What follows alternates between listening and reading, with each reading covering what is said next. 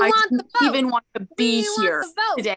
We I didn't want even the want vote. to come, but you Ben, had to like, drag you me out of my have the house. right to vote in the first place. Why are you even here? It's Excuse me. really I doesn't just don't understand why you would bring me You of all people. shouldn't be I don't even here. want to be here. Why with are all you these here?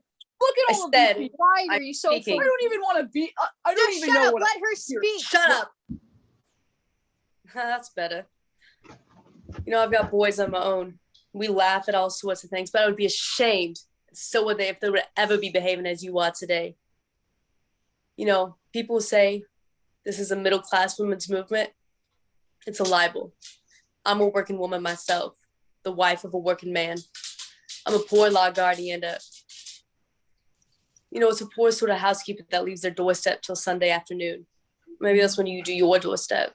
I do mine in the morning, before you men are even awake. You say we women have got no business serving on boards and thinking about politics. What's politics? It's just housekeeping on a big cycle. Where's Geoffroy? You better hurry or he's going to miss her speech. Oh, that's all right. Jean is a whole lot of nonsense anyway. I'm not so sure she's going to make some great points. If it was only to use for our comfort, do you think many of you working men would be found turning over their wages to their wives? No. What's the reason thousands do? The best and the soberest? Because the working man knows that what's $1 to them is 82 cents to his wife. And she'll make every penny and every one of them till she gets more for them than what he can. You know, some of you know what the homes is like, where the men don't let the women manage. Well, the poor laws and the old government is just the same muddle because the men have tried to do the national housekeeping without the women. What do you know? You know, like I told you before, it's a libel to say it's only the well-off women that's wanting the vote. What about the 96,000 textile workers? What about the Yorkshire tailorstresses? I can tell you what plenty of the poor women think about, because I'm one of them. Can I tell you, we see there's reforms needed. We ought to have the vote. And we know how to appreciate the other women that go to prison for trying to get it for us. You know, you say women's place is home.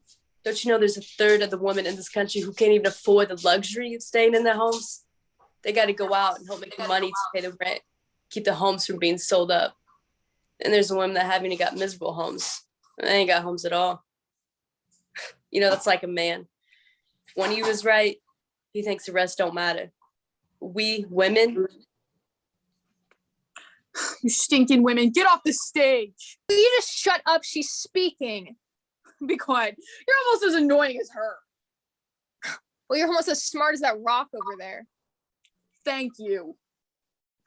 You know, perhaps your home's all right.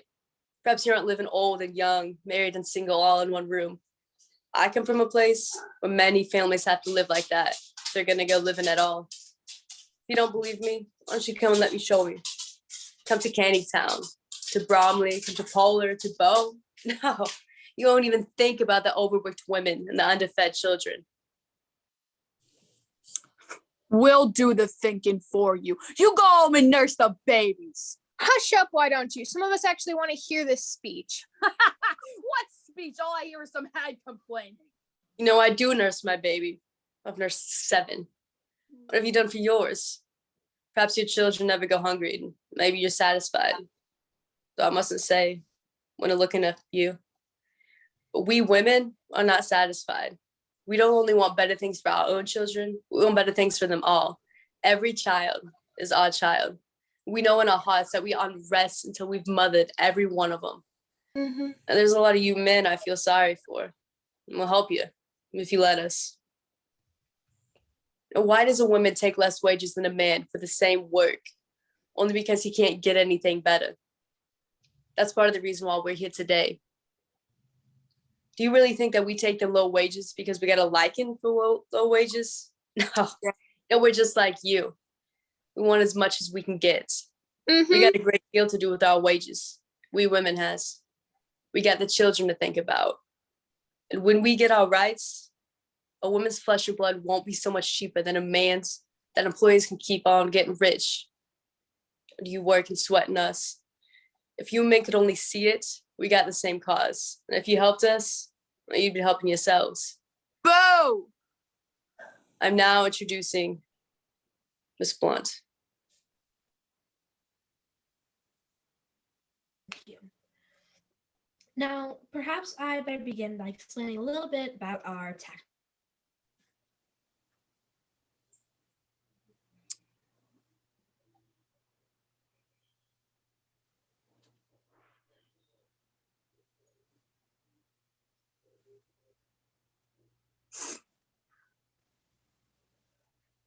By that great liberal John Stuart Mill.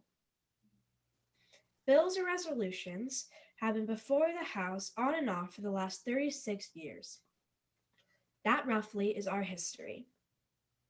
We found ourselves towards the close of the year 1905 with no assurance that if we went on in the same way, that any girl born into this generation would live to exercise the rights of citizenship, though she lived to be 100. So we said that this all has been in vain, and we must try some other way. How did the working men get the suffrage, we asked ourselves. Well, we turned up the records and we saw violence. But we don't want to follow such an example. We would much rather not. But if that's the only way we can make this country see that we are in earnest, we are prepared to show them. Don't think that going to prison has any fears for us. We'd go for life if by doing that, we could get the freedom for the rest of the women.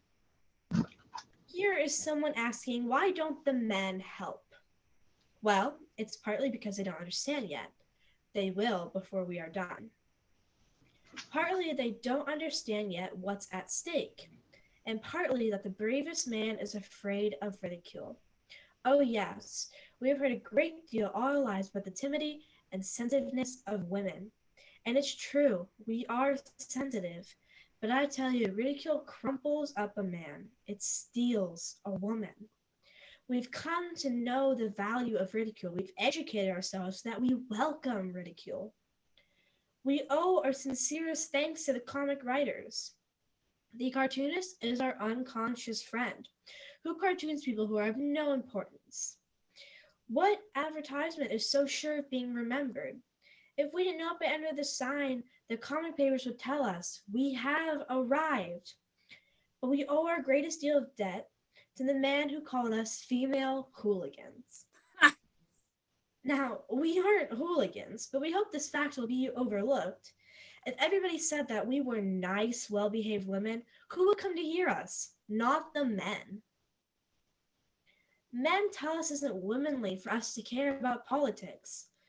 How do they know what's womanly? It's for the women to decide that. Let the men attend to being manly, for it will take them all of their time.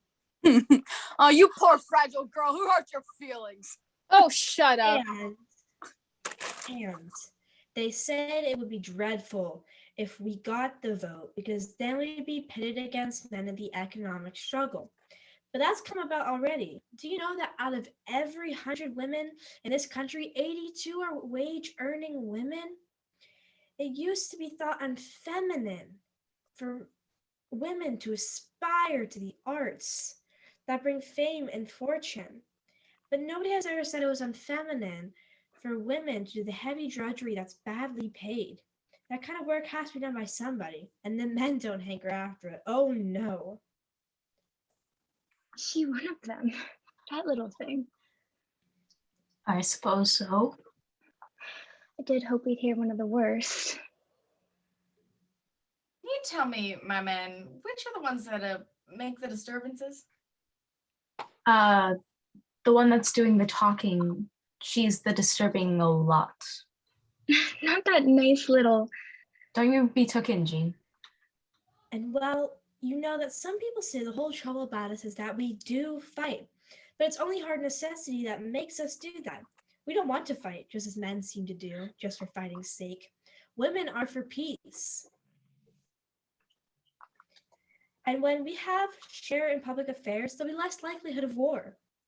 But that's not to say that women can't fight. The Boer women did. Women in Russia face conflicts worse than any battlefield can show. But we women know all that is evil, and we're for peace, our part, and we are proud To remember it, our part has been to go after you men in the wartime and pick up the pieces. Here, here. Yes, it seems funny, doesn't it? You men blow them to bits and then we come along and put them together again. If you know anything about military nursing, you know a good deal of our work has been done in the face of danger, but it has always been done. You complain that more and more we're taking away from you men the work that has always been yours. You can't any longer keep women out of the industries. The only question is upon what terms will she continue to be in? As long as she is on bad terms, she's not only hurting herself, but she's hurting you too.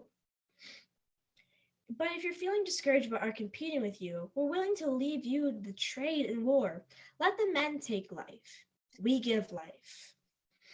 No one will pretend ours isn't one of the most dangerous trades either. I won't say any more to you now because we've got others to speak to you and a new woman helper that I want you to hear.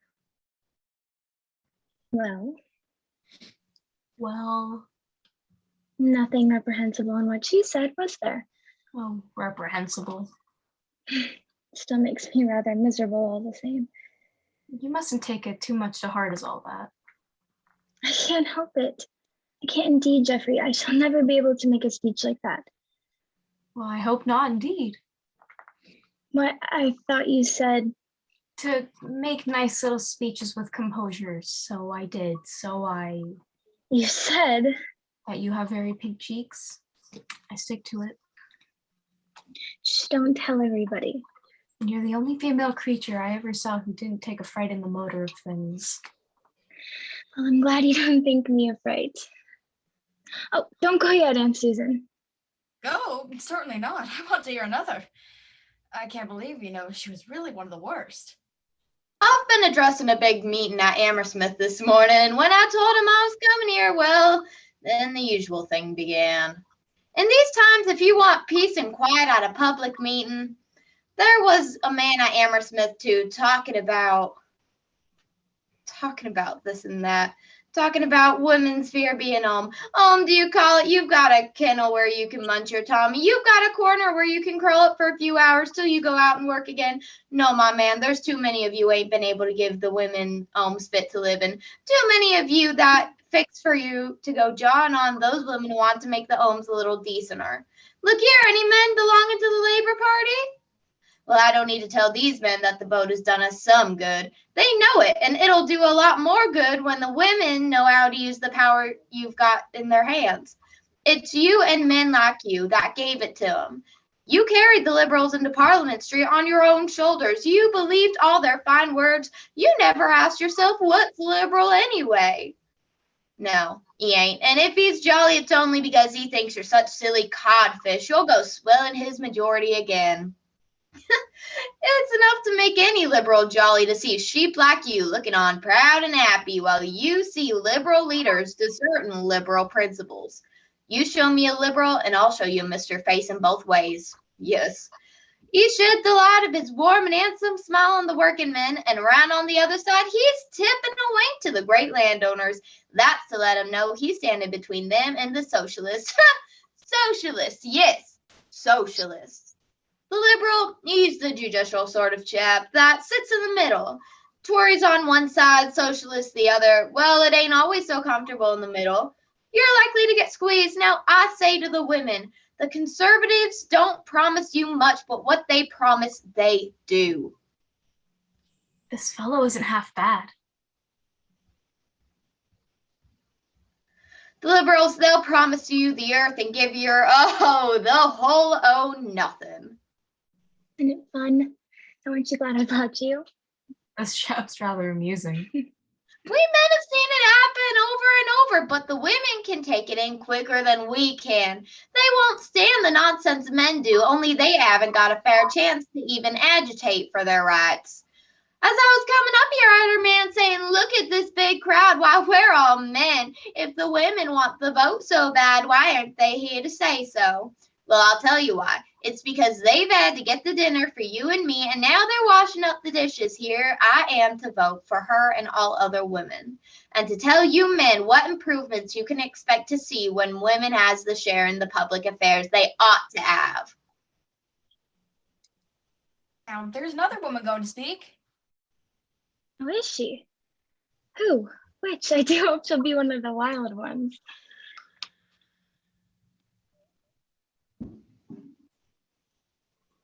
We're going now. Not yet. Oh, please, not yet. Why, I do believe. I'm going to take Jean out of this mob. Will you come? What? Oh, yes, if you think. But isn't that. Surely it's. Geoffrey. Lady John's tired. But you haven't seen who it is, Geoffrey.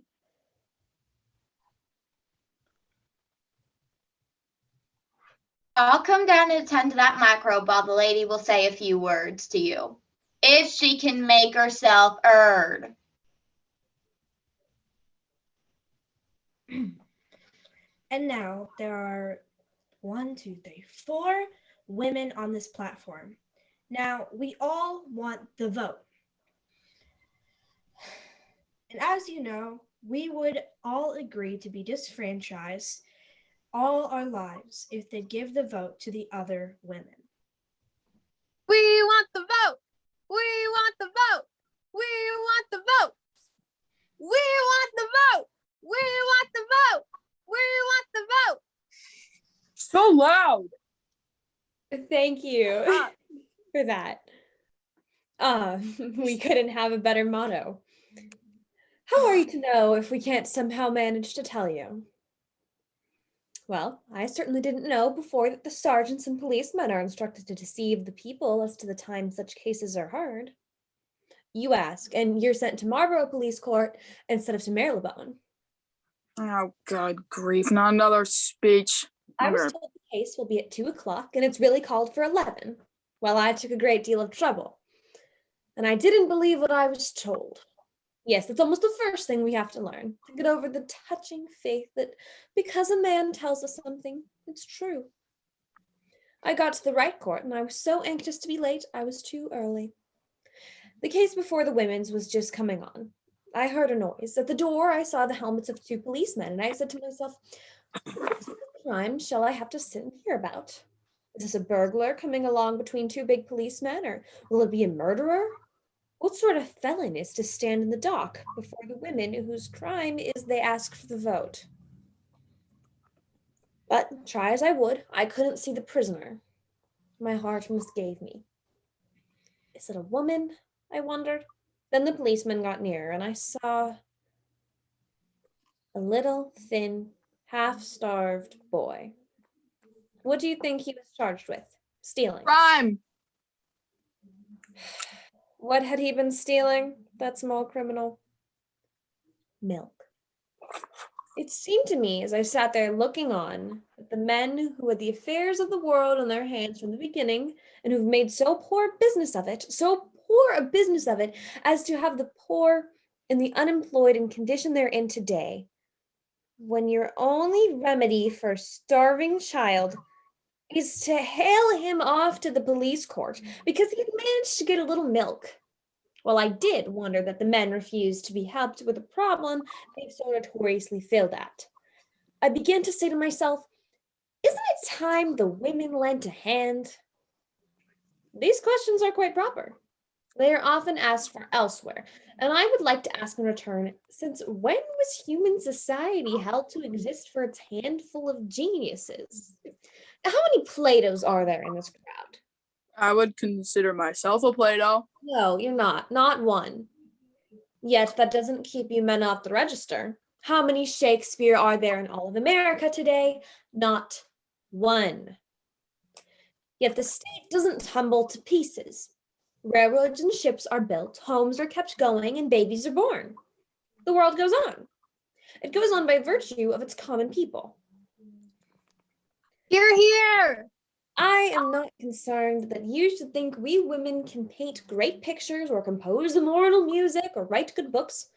I'm content that we should be classed with the common people who keep the world going, but I'd like the world to go a great deal better. We were talking about justice. I've been inquiring to the kind of lodging the poorest class of homeless women can get in this town of New York. I find that only the men of that class are provided for. Some measure to establish row townhouses for women has been before the New York County Council. They looked into the question very carefully, so their apologists say. And what did they decide? They decided that they could do nothing. True? I don't know. Why could that great, all-powerful body do nothing? Because if these cheap and decent houses were opened, they said the homeless women on the streets would make use of them. You'll think I'm not in earnest, but that was actually the decision and the reason given for it.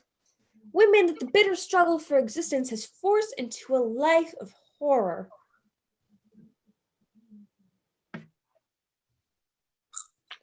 Think this kind of thing. The outcast women might take advantage of the shelter these decent, cheap places offered. But the men, I said, are all who avail themselves of Lord Rowtown's hostels. Are they all angels? Or does wrongdoing in a man not matter? Yet women are recommended to depend on the chivalry of men. Justice and chivalry. They both remind me of what those of you who read the police court news, I have begun only lately to do that, but you've seen the accounts of the girl who's been tried in Manchester lately for the murder of her child. Not pleasant reading. Even if we noticed it, we wouldn't speak of it in my world. A few months ago, I should have turned away my eyes and forgotten even the headline as quickly as I could. But since that morning in the police court, I've read these things. This, as you'll remember, was about a little working girl, an orphan of 18, who crawled with the dead body of her newborn child to her master's back door and left the baby there. She dragged herself a little way off and fainted. A few days later, she found herself in court, being tried for the murder of her child. Her master, a married man, had of course reported the find at his back door to the police, and he had been summoned to give evidence. The girl cried out to him in the open court, "You are the father!" He couldn't deny it. The coroner at the jury's request censured the man and regretted that the law didn't make him responsible. But he went scot-free. And that girl is now serving her sentence in Strangeways Gaol. Do you dislike her so? Why do you think that I never saw you look as you did. As you Men do. make boast that an American citizen is tried by his peers. What woman is tried by hers? A woman is arrested by a man, brought before a man judge, tried by a jury of men, condemned by men, taken to prison by a man, and by a man she's hanged. Where in all this were her peers? Why did men so long ago insist on trial by a jury of their peers so that justice shouldn't miscarry, wasn't it? A man's peers would best understand his circumstances, his temptation, the degree of his guilt, yet there's no such unlikeness between the different classes of men as exists between man and woman. What man has the knowledge that makes him a fit judge of woman's deeds at the time of anguish? That hour that some woman struggled through to put each man here into the world. I noticed when a previous speaker quoted the Labor Party, you applauded. Some of you here, I gather, call yourselves labormen. Every woman who is born a child is a labor woman. No man among you can judge what she goes through in her hour of darkness. Geoffrey. In that great agony, when even under the best conditions that money and devotion can buy, many a woman falls into temporary mania and not a few go down to death. In the case of this poor little abandoned working girl, what man can be the fit judge of her deeds in that awful moment of half-crazed temptation? Women know of these things as those know burning who've walked through fire. I would say in conclusion to the women here, it's not enough to be sorry for these our unfortunate sisters.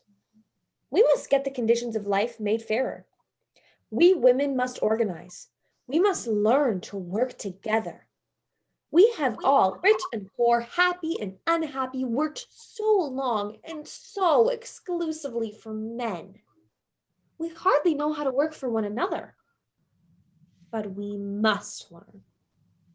Those who can may give money. Those who haven't pennies to give, even those people aren't so poor they can't give some part of their labor, some share of their sympathy and support. I'm glad I've got power. Power? You? Yes, all that money. I hope you'll all join the union. Come up after the meeting and give your names. And it's to the women I appeal. I don't mean to say it wouldn't be better if men and women did this work together, shoulder to shoulder, but the mass of men who won't have it so. I only hope they'll realize in time the good they've renounced and the spirit they've aroused. For I know as well as any man could tell me, it would be a bad day for England if all women felt about all men as I do. We want the vote. No. We want the vote. We We want the vote. the vote. We want the Want vote. the vote. We want the vote. vote. We want the Want the vote. Here, follow me. No. No, I You're going the wrong way. this is the way I must go. You can get out quicker on this side. I don't want to get out. What? What are you doing? I'm going to ask that woman to let me have the honor of working with her.